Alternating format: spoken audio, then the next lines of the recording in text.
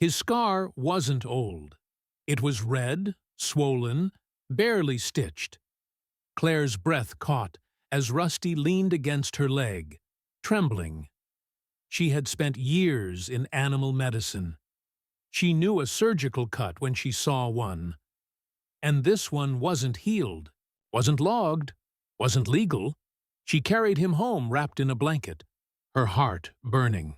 That night, she found it, a single line buried in the council minutes. Unclaimed dogs subject to field sterilization. No hearings, no records, just a silent war on strays.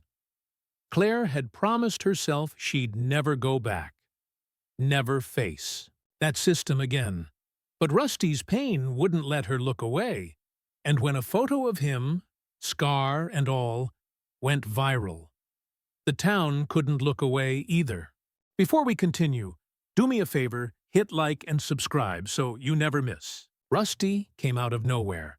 Claire almost didn't see him at first. He wasn't barking, he wasn't limping fast, he was just there, sitting at the edge of the trail behind the veterinary clinic, where the woods met the back fence, half shadowed by spring leaves.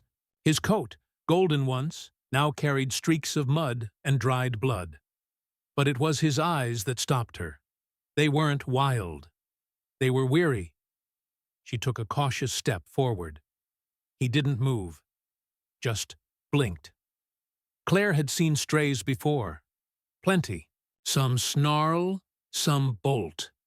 This one sat like a dog who'd already been through too much to bother being scared. She crouched down slowly. "Hey, boy."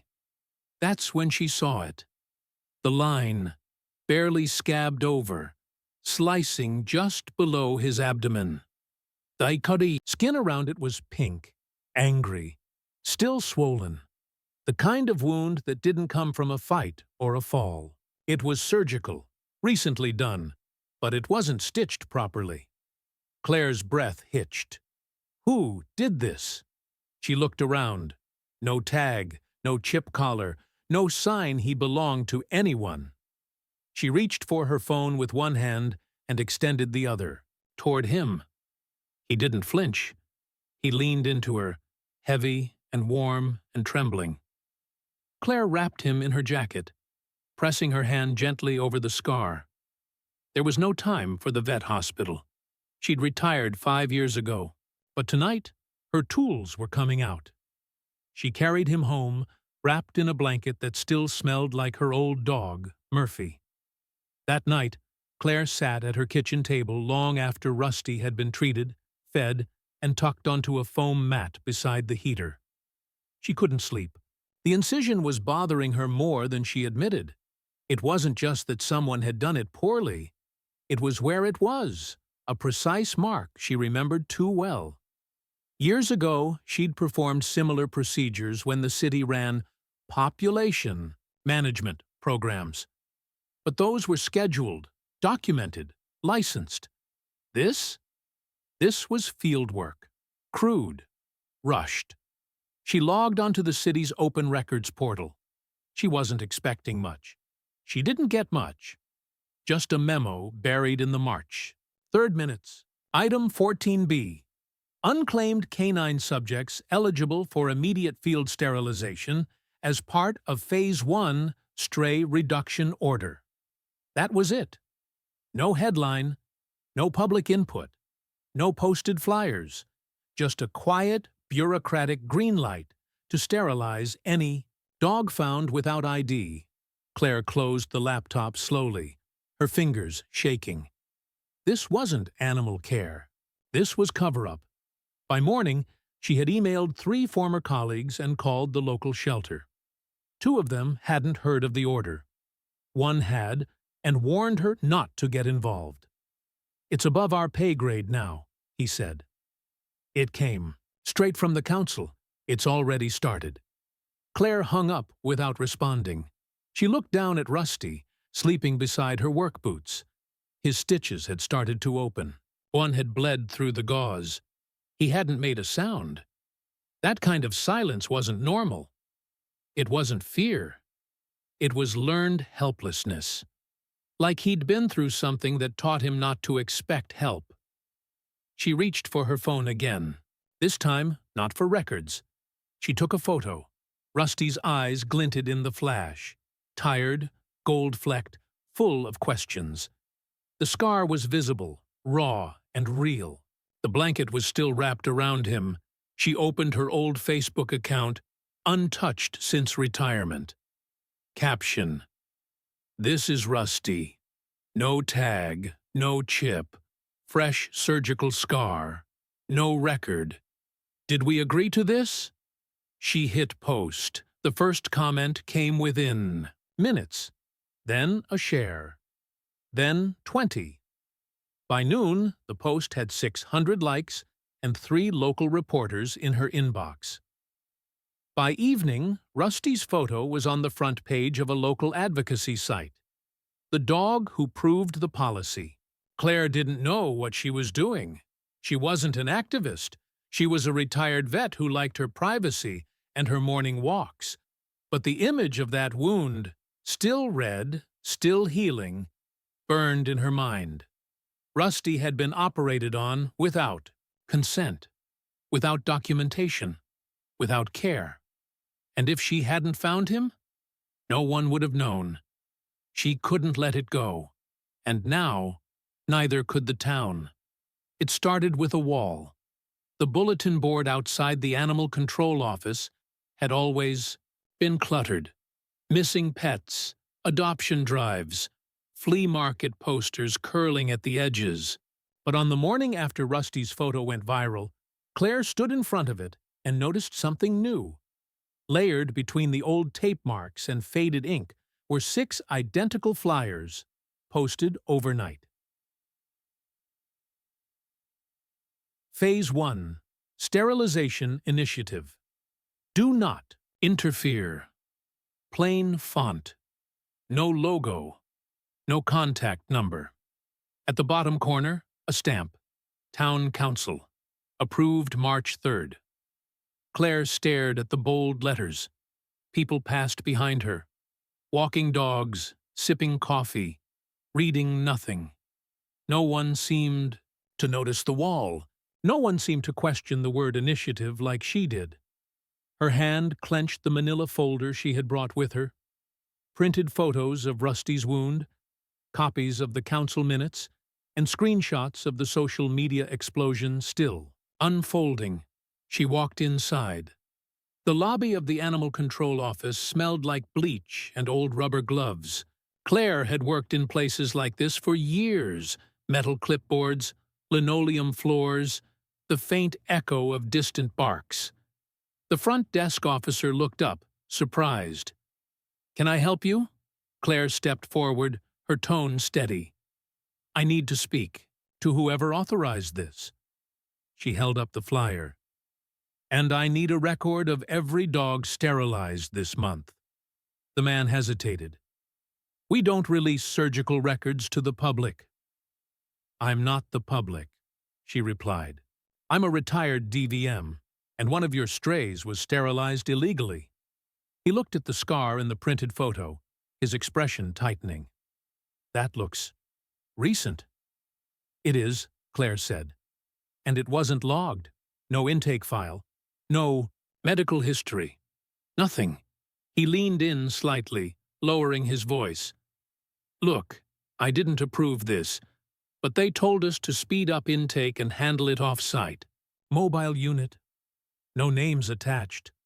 Claire's jaw clenched. "Who's they?" "The council," he whispered. "Animal control is just following the mandate. You want change? Start there." Claire left the building with more questions than answers. By the time she reached home, 3 more dogs had been reported on the community page, all with similar wounds, all without proper documentation. A woman across town posted a photo of her neighbor's lost husky found limping near the rail yard. Stitched, confused, tagged after surgery, and people were noticing now. Comments flooded in. Volunteers from the shelter, vet techs, ex-pet owners, One even said she'd seen a white van behind the dog park after dark. No logos, just a man in scrubs and a crate. Claire printed every image she could find. She made copies of Rusty's medical chart. She drafted a timeline. And then she did what she hadn't done in over a decade. She spoke at a town meeting. The council chamber was half full, the kind of room where zoning debates and sidewalk repairs usually filled the agenda. Claire waited until public comment. When her name was called, she stepped forward and unfolded the photos onto the lectern. One by one, Rusty's scar, the flyer, the husky, the council minutes, and finally, a photo someone had taken of the mobile unit, a dog being lifted into a crate under a tarp. "My name is Dr. Claire Henley," she began, voice clear but heavy. "I practiced veterinary medicine in this town for 27 years. I've worked in spay-neuter clinics. I've trained shelter staff. I know what legal, ethical animal care looks like." She pointed to Rusty's photo. "This isn't it." Murmurs rippled across the room. A man at the back stood to get a closer look. A teenage girl in a school hoodie pulled out her phone. Claire continued, "You approved a sterilization mandate without public notice, without medical review. And now, dogs are being operated on in vans, stitched without oversight, and released without recovery plans. That is not population control. That is neglect under a nicer name." A pause, then the silence broke. First one clap, then two, then a wave, and with it, a shift. After the meeting, a woman approached Claire in the parking lot. Young, nervous, holding, a leash looped through her fingers. Her dog, a mutt with mismatched eyes, stood beside her, tail tucked. "I'm Haley," she said. "My brother's dog was taken last week. Animal control said he wasn't licensed, so they processed him. He came back bleeding." Claire's throat tightened. "They didn't even call us," Haley whispered. "We thought he'd been adopted, but he showed up 2 days later in our backyard. With staples." Claire knelt beside the dog. The stitches were sloppy. The tissue around them was warm. "I don't know what to do," Haley said. "You just did it," Claire replied. "You told someone." That night, Claire found Rusty curled up by the couch, his scar still healing, but his breathing finally even. His head lifted as she approached, eyes tracking her every move. She stroked his ear gently. "You started something, didn't you?" She hadn't expected the story to grow this fast, but now that it had, it wasn't hers anymore. It belonged to Rusty, to Haley, to the husky near the rails, to every dog without a voice, and every person finally listening. The phone buzzed beside her.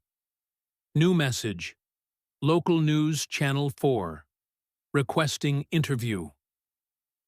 Before all this, Claire never planned to return. She had closed her clinic with quiet finality 5 years ago, sold the property, boxed up the files, left the surgery lights dark. She told herself it was age, fatigue, a need for rest. But deep down, it was something heavier, a slow, gnawing guilt. In her final years as a municipal vet, she'd started to see the shift. Less care, more speed. Less conversation, more compliance. She remembered one day in particular, when a crate full of strays arrived from an outlying zone with handwritten labels and no intake history. She questioned it. Her supervisor told her to follow the quota. That was the day she quit. Now, years later, sitting at her kitchen table while Rusty slept beside a space heater, Claire was staring at the same rot, dressed in new paperwork. Only this time, she wasn't staying silent. The interview aired the next day. Claire sat on the front steps as the news van pulled away, nerves buzzing beneath her skin. She hadn't done public speaking in years, but she'd said what needed to be said. The footage wasn't dramatic, no dramatic music, just her voice, clear and trembling, holding up Rusty's photo. They're not just strays. They're someone's memory, someone's companion. And they deserve better than unmarked vans and stitched silence. The clip spread fast. A local dog rescue shared it. Then a regional animal rights group. Within 48 hours, the hashtag #CharRustyDidNotConsent was trending across the state. Protest signs started to appear on fences. Spay truth, not lies. Consent isn't just human. Stop the silent cut. Claire walked past them on her way to the shelter, head low, heart conflicted. Part of her was glad. The other part worried. Would this be seen as angry noise, or would it matter? Inside the shelter, she met with 2 volunteers who had come forward anonymously. They brought a clipboard of undocumented dogs. At least 11 had been picked up, altered, and returned, all without record, all under the new Phase 1 guidelines. One dog had died from infection. The owner found her buried near the dump. Claire didn't cry. She listened, wrote down the names, photographed the clipboard. Then she said the sentence she had dreaded for years. I need to go back into surgery. That afternoon, she prepped a table in her garage, the space where Murphy's crate used to be. She cleaned her old instruments, checked expiration dates, and set up the lighting rig she hadn't touched in years. Rusty needed a wound revision. The stitches were holding, but the tissue beneath was inflamed, and Claire couldn't risk sepsis. As she worked, her hands moved with quiet precision. Muscle memory returned, one suture at a time. Rusty didn't flinch. His trust was total, like he knew this was where the pain would stop. When it was done, she sat on the floor beside him, gloves still on, and let out the breath she'd held. For days. You're going to be okay, she whispered, but she wasn't sure the town would be. The following morning, everything changed. A council member, the youngest one, barely 30, posted an open letter online. He'd seen the footage, spoken with staff, read the files Claire had emailed, and he agreed. We failed our dogs, he wrote. We bypassed the public. We ignored oversight. And we sterilized innocents. He called for an emergency session. The teaser letter was shared 12,000 times by midnight. Claire barely slept. Outside her house, someone had tied a ribbon to her mailbox, the kind used for lost pet posters. On it, written in Sharpie, for Rusty, for all of them. The emergency town meeting was packed, not the usual quiet rows. This time people stood in doorways, sat on the floor, held signs in their laps. Claire sat near the back, Rusty lying. At her feet, a soft cone around his neck. The mayor cleared her throat. We are here to vote on Resolution 88A, suspension of the sterilization mandate and formation of a humane review board. Claire didn't speak. She didn't need to. Others did. Haley stood up first. Then a volunteer from the shelter.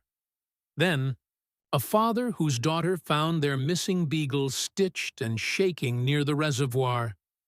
Each voice chipped at the silence that had protected the policy. When the vote passed, unanimously, the room didn't erupt. It exhaled. A release. A breath that had been held too long. That night, Claire lit a candle on her porch. Not for mourning, for memory. Rusty rested beside her, healing. The scar still marked him, but it no longer defined him. It had become something else. A symbol, Yes, but also a warning and a beginning. People were still angry. Investigations were pending. But something irreversible had happened. The town had looked at a dog's pain and chosen compassion over convenience. Claire looked down at Rusty. "You did this," she said softly, and for the first time in days, he wagged his tail. The new sign hadn't even been painted yet, but the fence was open, the door freshly hung, and the light over the main gate glowed soft yellow against the evening sky. The town's old animal control building had been shuttered 2 weeks ago, its files packed, its staff reassigned. What stood in its place now was smaller, quieter, but alive in a different way. Claire stepped out of her truck and glanced around. Rows of clean kennels, a community bulletin board, this time covered in dog portraits, not silent policies, and inside, a meeting room where the first Humane Oversight Board was gathering for their inaugural session. She wasn't there to lead it, but she had helped build it. Rusty walked beside her, his gait steady now, scar faded to a pale line beneath. His golden fur.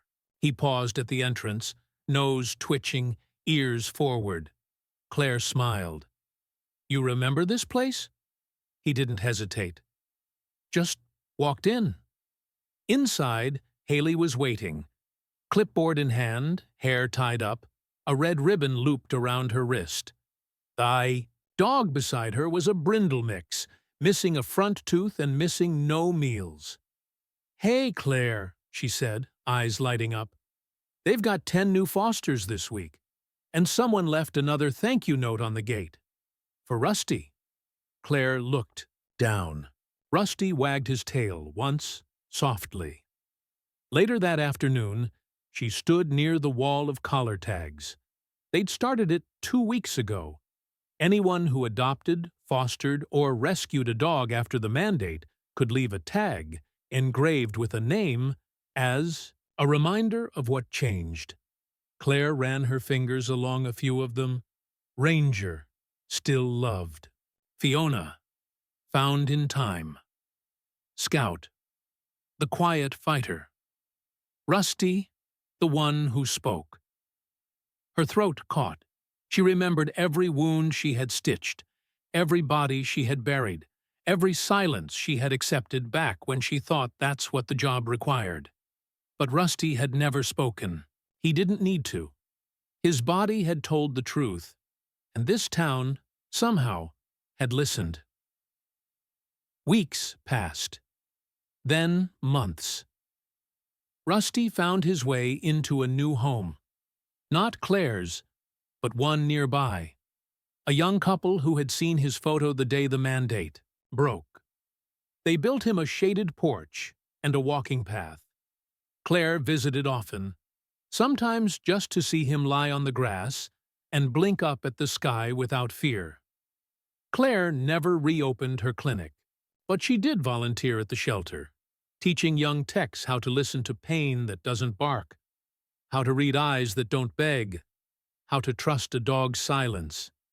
And she always told them the same story. His scar wasn't old, she'd say, holding up a photo now laminated in the office files. It was healing, and so were we. One evening, the mayor asked Claire to speak at a local forum, Voices of Reform. She almost declined. Then she saw a note tucked in her mailbox, unsigned. Rusty didn't ask for a voice. You gave him one. Now, help us keep it. She stood on that stage, heart thudding, hands weathered and sure. I was wrong once, she told the room. I stayed quiet because I thought it wasn't my place, that it wouldn't change anything. But a dog named Rusty walked out of the woods one day, scarred and silent, and reminded me that some pain speaks loudest when no one listens. She looked up, the photo in her hand. We changed a law. That matters. But what matters more is that we changed how we listen. Years later, Long after the news stories faded and the protest signs were recycled, the wall of collar tags remained. Rusty's was still there. His scar had long healed, but the town hadn't forgotten what it meant. Dogs truly are the most loyal companions in our lives. What did you think of this heartwarming story? Let us know in the comments. Like the video and share it with your friends. Subscribe to our channel for daily emotional dog stories. Turn on notifications so you never miss an update. Click here to watch the next story of love, loyalty, and the incredible bond we share with our paw-some friends.